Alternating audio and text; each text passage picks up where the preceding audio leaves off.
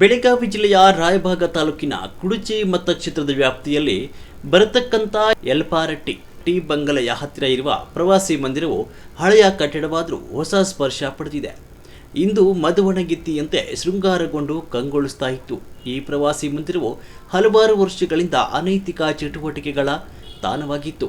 ಅದು ಮಾನ್ಯ ಶ್ರೀ ಮಹೇಂದ್ರ ಕೆ ತಮ್ಮಣ್ಣವರ ಶಾಸಕರು ಸಂಬಂಧಪಟ್ಟ ಅಧಿಕಾರಿಗಳ ಗಮನಕ್ಕೆ ತಂದು ಇದನ್ನು ಮರುಪ್ರಾರಂಭ ಮಾಡಲು ಎಷ್ಟು ವೆಚ್ಚವಾಗುತ್ತದೆ ಎಂಬ ವಿವರಗಳನ್ನು ತಿಳಿಸಿ ಸರ್ಕಾರದಿಂದ ಅನುದಾನ ಮಂಜೂರು ಮಾಡಿಸಿಕೊಡ್ತೇನೆ ಅಂತ ಸೂಚನೆ ನೀಡಿದರು.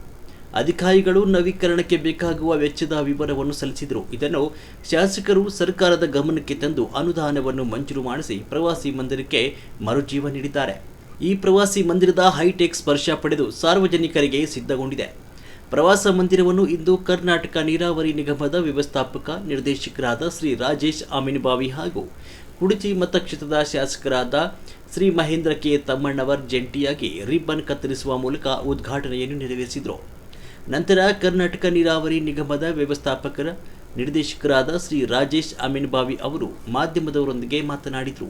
ಇದೇ ಸಂದರ್ಭದಲ್ಲಿ ಕುಡುಚಿ ಬ್ಲಾಕ್ ಕಾಂಗ್ರೆಸ್ ಅಧ್ಯಕ್ಷರಾದ ಪ್ರದೀಪ ಹಾಲ್ಗುಣಿ, ಶಂಕರಗೌಡ ಪಾಟೀಲ್, ನೀರಾವರಿ ಇಲಾಖೆಯ ಅಧಿಕಾರಿಗಳು ಹಾಗೂ ಗ್ರಾಮದ ಮುಖಂಡರು, ಪಕ್ಷದ ಕಾರ್ಯಕರ್ತರು ಈ ಸಂದರ್ಭದಲ್ಲಿ ಉಪಸ್ಥಿತರಿದ್ದರು.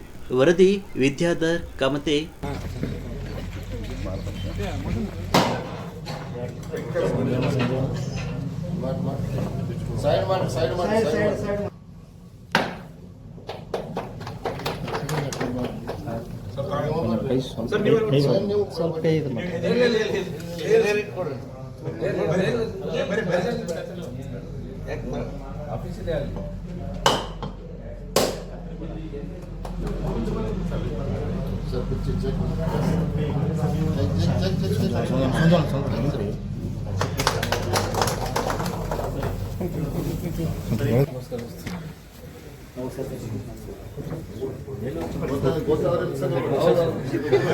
ಈ ರೀತಿ ಕಟ್ಔಟ್ ಹಾಕ್ಸಿರಿ ಸರ್.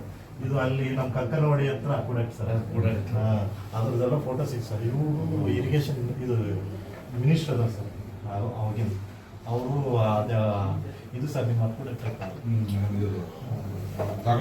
ಜಾಗ್ನೂರ್ ಕೊಡಕ್ಕೆ ಉದ್ಘಾಟನೆ ಮಿನಿಸ್ಟರ್ ಅದು ಫೋಟೋ ಸರ್. ಇದೊಂದು ಹಳೆದೊಂದು ಫೋಟೋ ತೋರಿಸಿ ಸರ್, ಭಾರಿ ಹೊರಬಲಿ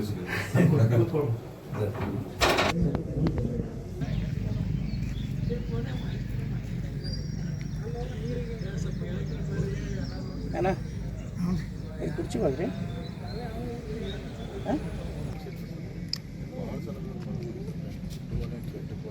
ಇವತ್ತು ಮಾನ್ಯ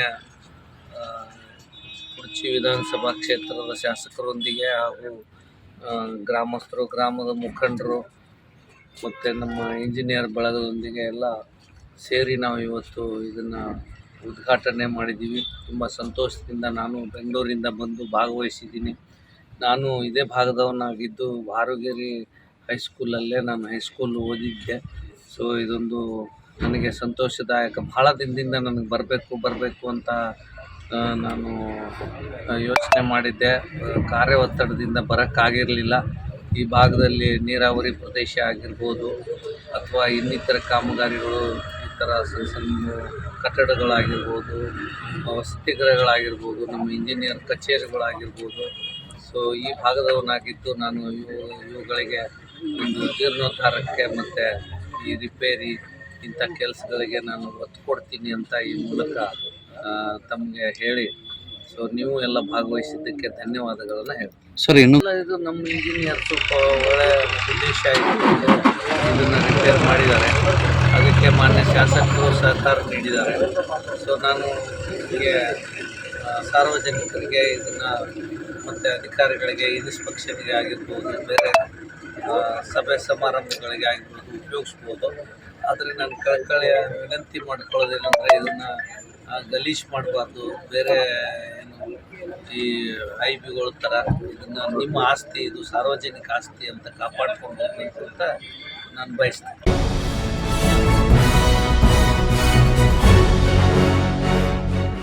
ನಿರ್ಭೀತಿ, ನಿಷ್ಪಕ್ಷಪಾತ, ನಿಖರವಾದ ಸುದ್ದಿಗಳಿಗಾಗಿ ನೀವು ನೋಡ್ತಾ ಇರಿ ಯುಕೆ ಟಿವಿ ಕರ್ನಾಟಕ.